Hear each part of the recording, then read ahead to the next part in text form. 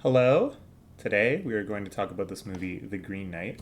I actually saw this like a long time ago, like I think probably like a month ago now, and I made some slides about it, but I didn't really feel like recording videos for quite a while. But now I do, and so I am, and I don't remember what I wrote in the slides. So this will be like a fun little quest for me and the viewers as we explore what my takes were for this movie that, in all honesty, I don't remember that well because, as you'll see, I thought it was kind of eh. So, my expectations going in. Oh, I didn't animate this properly. Did I animate any of the slides properly? No. No, they don't say by paragraph. Okay. we're, gonna fix that quickly. This is spoilers, I guess. But we'll talk through it and I just don't feel like doing another take. This is some quality Keats to YouTube content. Fixing my slides. There's not that many. It's not a super in-depth investigation. I just had a few takes that I wanted to share. All right. So my expectations going in. This was a movie by this studio called A24 Film. Generally, I like pretty much everything they associate with themselves, everything they put their stamp on. Not to the extent that I'll just watch every single one that comes out. That's more just because I don't watch that many movies in total. But if anyone makes one of them seem interesting, or if the premise seems particularly cool, I'll generally watch it. And this one was based on an Arthurian legend that I had found interesting. Way back in undergrad, I took like an Arthur class. It was a lot of fun. It was really interesting. It really put a lot of ideas in my mind that I still use today. If you remember, I made a video about The Office, the sitcom The Office, and I talked a lot about enchantment. And that idea of like enchantment, I still think of pretty often. That was from that class. And as I remembered the story of the Green Knight, it had like really weird vibes, just a really kind of inexplicable story, some kind of horrific elements, some very otherworldly elements, and that felt very suitable for A24. It turns out, as I was watching the movie, that I didn't really remember all of it that well, and I had blended together like four different legends in my memory of it, but whatever. What I did remember was part of it, and it was indeed very suitable for A24. I was hoping for something like The Mood of the Witch, The Vivitch, by Dave Eggers. Dave Eggers? Robert Eggers. Dave Eggers is the writer. And kind of the setting, time scale, kind of characters and stuff, the world of The Seventh Seal, of course, the Ingmar Bergman classic, all on like psychedelics, all super trippy, super surreal, super horrifying.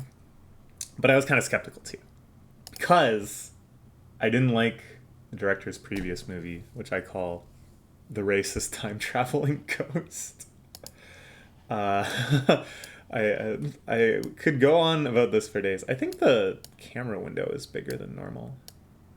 Anyways, I could go on about this for a very long time. I didn't think this movie was very good. It's called A Ghost Story.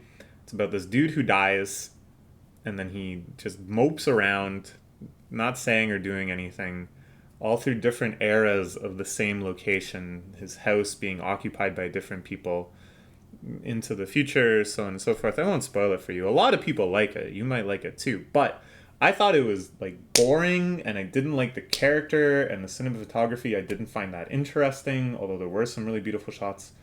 And what really stuck out to me, and I'm not generally the type to kind of notice these things or read into them, but every single time, when there's white people occupying this home or this space, Ghost is chill. Ghost just hears them out, even if they're a bunch of drunk students partying in, his wife's former study or whatever.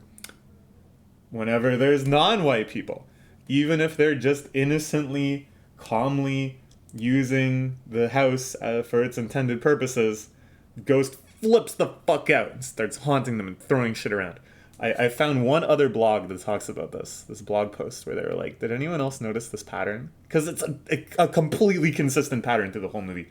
And, it's not that I think the director is racist, that the director is low-key trying to make this racist, but I think I think honestly there might be some sort of subtle racism at play, some conscious racism at play, that is, where the director just happens to frame things in these ways. Anyways, I didn't like the movie to begin with, and once I realized that, I was like, it's just about this racist time traveling ghost. But I figured that even if I didn't like this movie, it would be for interesting reasons, like the racist time traveling ghost. It would be reasons that I could look back at and laugh. I didn't bother seeing it in theaters. I just watched it at home with a friend, and we had a nice discussion after the movie that inspired and fleshed out many of my takes. So shoutouts to him. So what were my actual feelings about the movie? I was sort of right, but in like kind of the bad opposite way. I didn't dislike it all that much. I wasn't like offended by it. I don't regret watching it. But it wasn't really for interesting reasons. It was just fine. And it was a pretty plain movie in a lot of ways. The setting was really good. I think that impressed me the most of all the decisions they made, is how they established the setting. They had an excellent sense of space and of time and of mood. The props I thought were really well done. They're in this really sweet spot of being not so ornate that they seem unrealistic, like anachronisms, like they weren't able to make something that fancy at that time. But there was still this feeling of solemnness, of sacredness, this gravity of history. And I felt like the characters conveyed this really well too. Like the character of Arthur, even though he doesn't really do much in the movie, there's not a huge role for him to play in the story. But you felt some sort of gravity, that you knew this was a character that had lived an extraordinary life full of battle and triumph and conquest and sacrifice before that part. There's some really beautiful shots of Gawain, our hero, tiny against the wilderness. It was almost like a Stalker type of feeling, the Tarkovsky movie Stalker. Just these big, kind of hostile environments that a very small, relatively person from a distance you see tromping through with determination. The grandeur around it was really well done, I think. There's little title cards, there's this intro scene that it kind of entices you. I really enjoyed that. Like at the start of the movie, I was actually pretty pumped. I was like, oh shit, this could be cool. It gave it a really nice, ominous, heavy feeling. A little bit like the Witch. But in the end, it was kind of underwhelming to those expectations. The soundtrack was great too. I was really impressed with just like the heaviness of it, the ominousness of it, kind of an industrial feel. But again, it was kind of underwhelming because the actual context it was used in didn't really measure up to that feeling. I really liked the very slow pacing, very meandering, lots of small episodes that don't necessarily drive the plot forward all that much. It really felt like an epic quest in that regard. It wasn't just boom, boom, boom, as efficient as possible, but conveying the sense of someone going on a real long journey and a lot of stuff happening. I was impressed with the restraint and scope. Pretty much every scene just follows Gawain. They resisted this temptation that I feel like if you're going to tell like a medieval sort of story, a story of conquest and journeys and sacred relics and blah, blah, blah. I feel like the inclination these days is to make it like this really multifaceted, complex, everybody backstabbing everybody, fantasy epic, like A Song of Fire and Ice. They could have easily been like, we're going to make Arthurian A Song of Fire and Ice. They didn't. That's great. I want to see that. And there is one long sequence near the end. I won't spoil what happens in it, but you'll know the one I mean when you get there, and that I thought was fantastic. So that's my kind of non-spoiler recommendation, or lack thereof. It was fine. Those were the parts I liked. I think unless you really, really like this sort of setting, you're going to be bored. You really have to enjoy it on the level of like atmosphere and stuff. But I think, the actual like writing and stuff doesn't carry it. So now we'll talk about some spoiler stuff, and this is mostly stuff that I didn't like. Okay. So before I went in, this is my dim memory from this undergraduate class, that the Green Knight was considered an allegory for encountering foreigners. Because the story is Gawain meets this like weirdo, strange person with like weird rituals and weird challenges and games, and he doesn't really get them, and he has this like otherworldly power, and you know, it plays out from there. But that encounter, um, which in my memory, I thought Gawain like went out. I forgot that the Green Knight shows up. I thought Gawain went out and met him, and that this was considered an allegory for like encountering foreigners. And I was like, oh man, he's gonna do it again. It's gonna be racist Green Knight.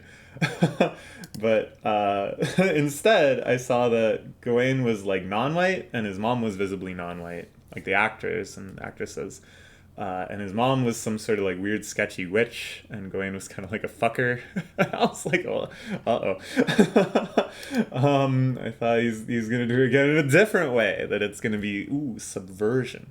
You know, instead of Gawain ultimately kind of learning a lesson and becoming more virtuous, and the Green Knight becoming like understood as it is in the original, it's going to be that Gawain is subversive, his mom is subversive, the Green Knight gets screwed kind of, and then it's going to be like, they've like cast all the people they've cast as non-white turned out to be villainous. These are kind of like half subverted or like double subverted, and this is where I think the writing of this movie gets really muddled. Gawain is kind of a fucker, but he's more just kind of like normal. And you get this tension of everyone else being this kind of like legendary figure, and he's just some guy. And I actually quite like that. I think that's like a good sort of premise for something. He screws a lot, and often due to his own shortcomings and tragic flaws, you know, he's too trusting, he's too tempted by things, blah, blah, blah. And then it seems like in the end, he massively screws up due to his cowardice, right? That he won't accept his beheading. So we see what would happen if he ran off. He becomes this horrible, shitty king, and all of England goes to ruin. But then he nobly dies instead. But this is like, okay, so like, he had lied to the Green Knight before about the situation with him and the Green Knight's wife back at the Green Knight's castle. Was the Green Knight pissed off about that, and that's why he cut his head off? And if he had been honest about it, or he just hadn't done that stuff in the first place, would he have been able to leave heroically and return to Camelot like in the original? Because in the original, it ends well for Gawain, and it turns out that the whole thing was set up by his mom as kind of like a way to prove his valor. You know, it was a way for him to get some of this glory that everybody else has. So this creates a great big tonal confusion with the original lore. Because like, on the one hand, the messaging in the movie seems to be the simplistic moralizing of Arthurian myth is unrealistic when applied to a realistic person. That is, Gawain can't be expected to go out and become chivalrous and learn these lessons and become a proper knight, because the idea of chivalry and lessons and proper knights is very archaic from a storytelling perspective, and Gawain is a much more complex, multifaceted person. And back in the Green Knight in the castle, I really like this line where he's like, okay, so what are you doing? You're going to do this for nobility? You're on this quest, you might get beheaded, and when you come back, you'll have transformed and become honorable? Just this one trip? Because, I'd like to see the Gawain that returns or something. So that seems to be leaning into this idea that all of this myth-making and stuff is overly simplistic. And if he had just gone back, he would have been like a shitty king, and instead he should just die. So this trip was indeed insufficient for him to become valorous and a true knight and someone worthy to lead England, right? But if he hadn't lied to the Green Knight, would he have still been killed? Like, maybe? I don't get it. So does it matter that he lied? It either doesn't matter that he lied, or it's true that one journey could have changed him. Like, if he had done everything right, would he have actually been able to come back, having met the Green Knight, having accepted his fate, the Green Knight having spared him, and then he returns ready to be the next king? Like, what? And then even more confusing / annoying was the role of his mom, Morgan Le Fay. In the original legend, the thing is that it was all a trick. And then she had just kind of conjured up this Green Knight. She had made him submit to the challenge, all of this stuff, to prove her son's worth and to have him confront this and blah, blah, blah. But her role in this one is like very unclear and very, very underwhelming. So at the start, and again at the start, I was like pretty into this movie. She's doing this like really creepy ritual. Everybody else is attending a Christmas celebration, and she's doing this weird pagany thing. So this seems to be very clearly opposed to Arthur's desires. It's like secret, it's unchristian. But then in summoning the Green Knight, it seems like she just did what everybody wanted. Like Arthur himself was talking to Gawain and was like, you know, Gawain, everybody here has all of these epic stories under their belt. What about you? You should do something cool too. So like they all wanted this to happen. So why did she have to do it? Like what? So why mislead it with all these spooky, creepy vibes if everybody's just on the same side? Like there's no real tension. There's no actual conflict between these things that you've set up as very obviously opposed, right? Plot hole! I don't get it. Ding! You know, like, CinemaSins. I'm just kidding. Like, here's the thing. This might sound like nitpicking or fridge logic, you know, where you watch a movie and then you're getting something out of the fridge and suddenly it hits you that there's a massive plot hole. This is a TV tropes term. But it's beyond that. Because tone doesn't just enable plot gives us our understanding of tone. So the plot we'd seen suggested nefariousness, that there would be some undercurrent of subversion, some people having secret allegiances on the inside, that the surface layer of what is happening in Camelot isn't the true story, right?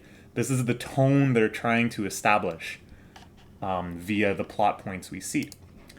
Or from another perspective, we see Gawain as having secret failings, dirty motive that results from his alien complexity and the simplicity of medievality.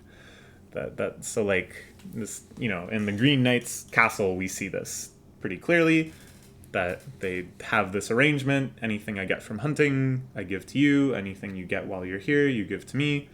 He gets a handy. He doesn't tell him. That seems to be this like conflict, right? That seems to be a sense of secretiveness and subversion in the tone. But then there's no twist. It's not that Gawain is like evil, that he has his own secret motives.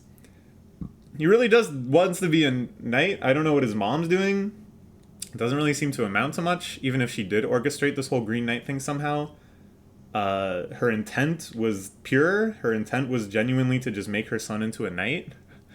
Literally everyone in the story is just kind of on the same side.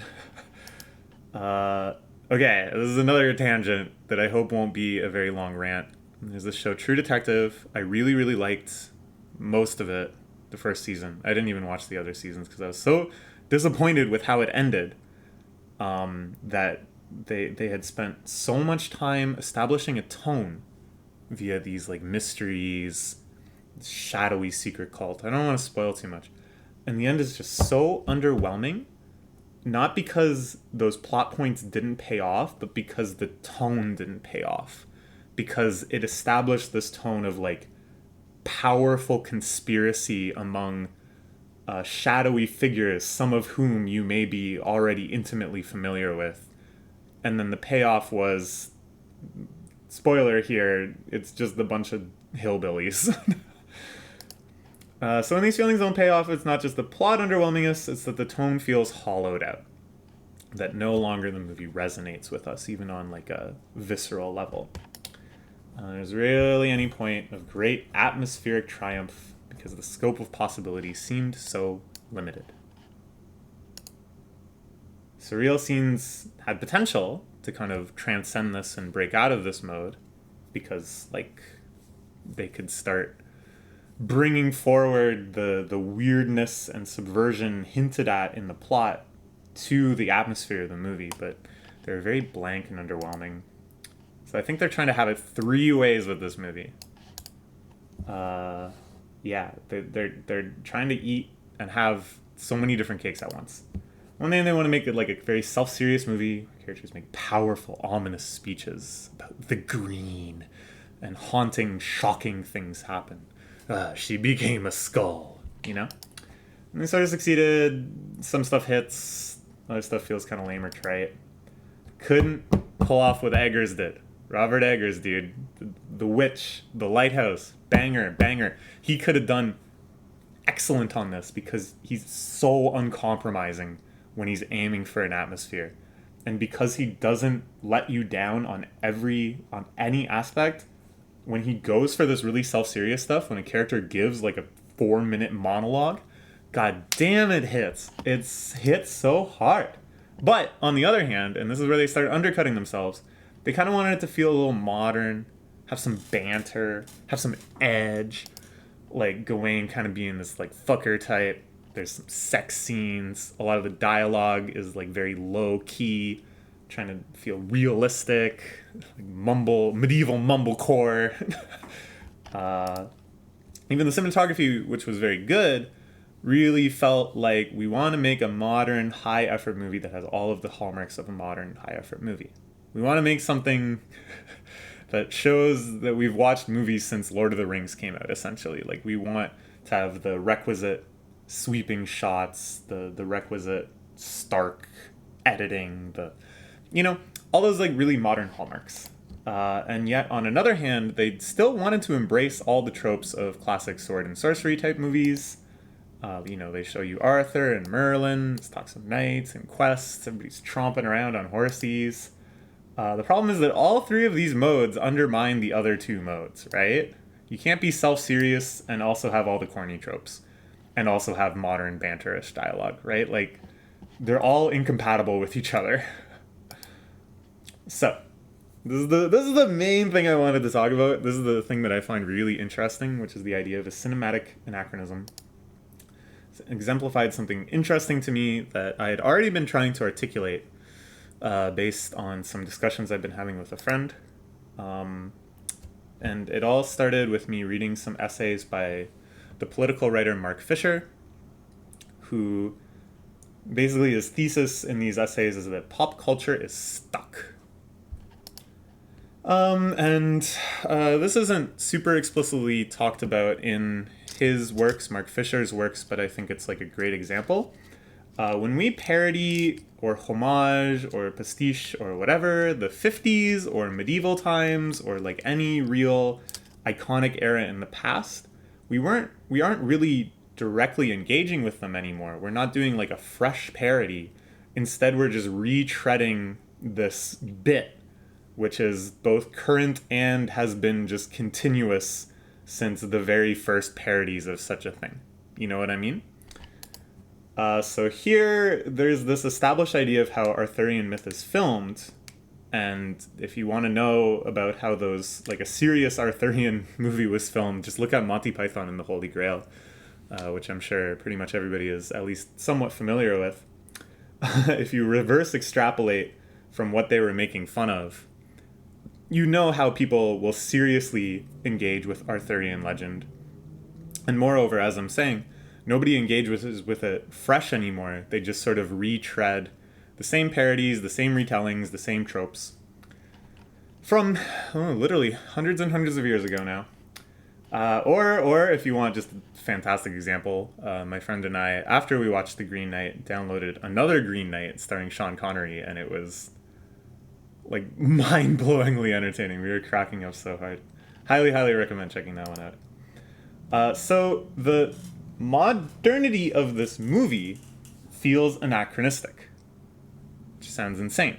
But it's like, because there's an absence of that cheesiness from that lineage of medieval parodies and medieval retellings and stuff, you get a sense that like having modern dialogue and modern camera work is out of place, as just as much as if somebody pulled out a gun or an iPhone, right? I felt that acutely. That it's a void that I felt, and it felt like only with Robert Eggers can you avoid this trap.